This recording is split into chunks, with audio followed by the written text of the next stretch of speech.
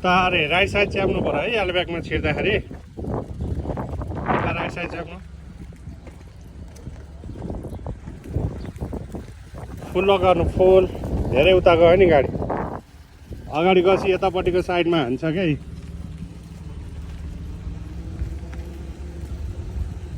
brake हजुर हो looking glass पहिले हेर्ने हो नि त ठिक छ ल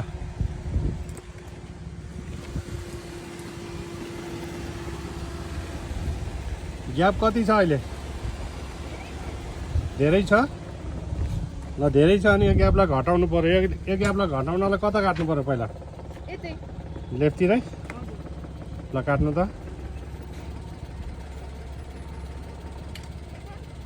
जानु बिस्तारै जानु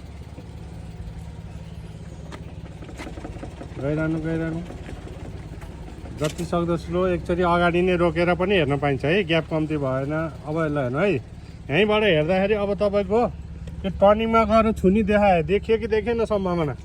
देखियो भनेपछि के गर्नु पर्यो स्टियरिङलाई राइट साइडमा उल्टाउनु पर्यो ल उल्टाउनु अझै यतिले पुगेन घुमाउनु अझै ठिक छ ल अब त्यो भाग सिधा भसी रोकेर हजुरले अहिले भर्खर जति काट्नु भएको थियो त्यो सिधा मात्रै गर्ने ब्रेक र टायर सिधा गर्नु यत्तिकै आउनु अब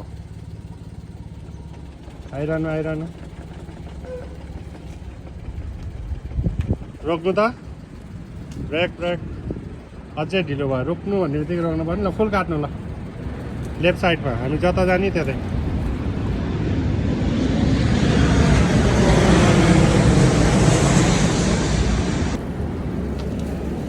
जानु बिस्तारै है ब्रेक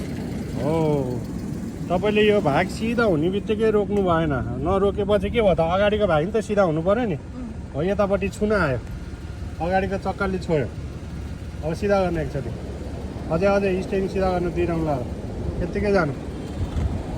जतिसुकै ग्याप भए पनि यो पछाडिको भाग जतिसुकै ग्याप भए पनि सिधा हुने बित्तिकै रोकिहाल्नु पऱ्यो क्या यता बढाउँछु भन्दाखेरि अगाडिको भागले छोड्यो नि त हाम्रो अब गाडी कता आइरहेको छ हेर्नु त रोक्नु त हो राइट साइडको गाडी लेफ्ट साइडतिर आइपुग्यो अब के गर्नुपर्छ हजुर होइन नि लेफ्टतिर आयो नि त गाडी हो क्या अहिले हो राइट चाहिँ काट्नु पर्यो क्या कन्फ्युजन नहुनु न जाने यत्तिकै गाडी सिधा हुने बित्तिकै भर्खर काटेको भागलाई सिधा गर्नु